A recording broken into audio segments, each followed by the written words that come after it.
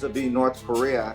Both South Korea and Japan are threatened by missile tests and so forth. So I think that conversation will take place.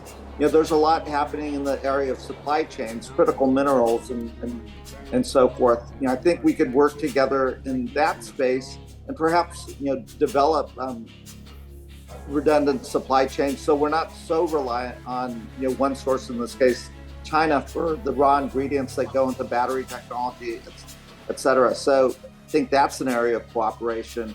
I also think in the semiconductor space and technology, AI, those are places that the three countries can very much work together.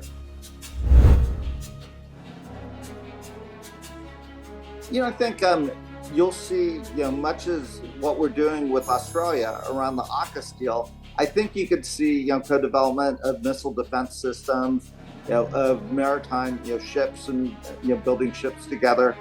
And all of this is not to provoke China, but it is to be strategic in our deterrence. And I think Japan recognizes, now that we've seen the big country war with the Russian invasion of Ukraine, you've seen a very aggressive Beijing. I think working closely together with Japan to enhance Japan's own security, but also regional security and maritime security in that region. So I think it's a positive. I think seeing that co-production, co-development. I think you could also see that with Korea as well. The Koreans have a very mature and robust defense production capabilities. So you might see the three countries working together in that realm as well. I think on the most critical technologies, the most advanced technologies, we should be very cautious because we know China has the ability to steal that technology, and we don't want to help them be a more aggressive China.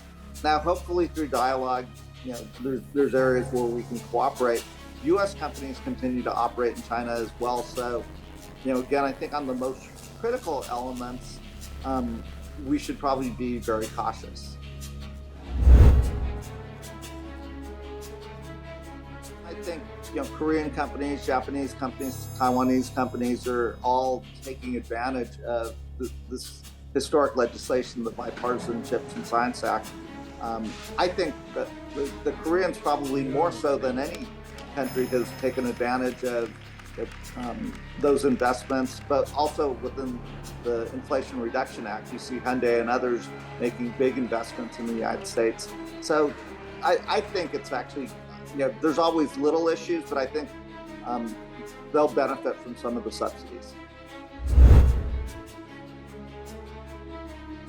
I think the Biden administration from the get-go has been open to dialogue with North Korea. It's Kim Jong-un who has really shut the door on any dialogue, and now he's shut the door on dialogue with South Korea. So I just think from that perspective, things have gone in the wrong direction.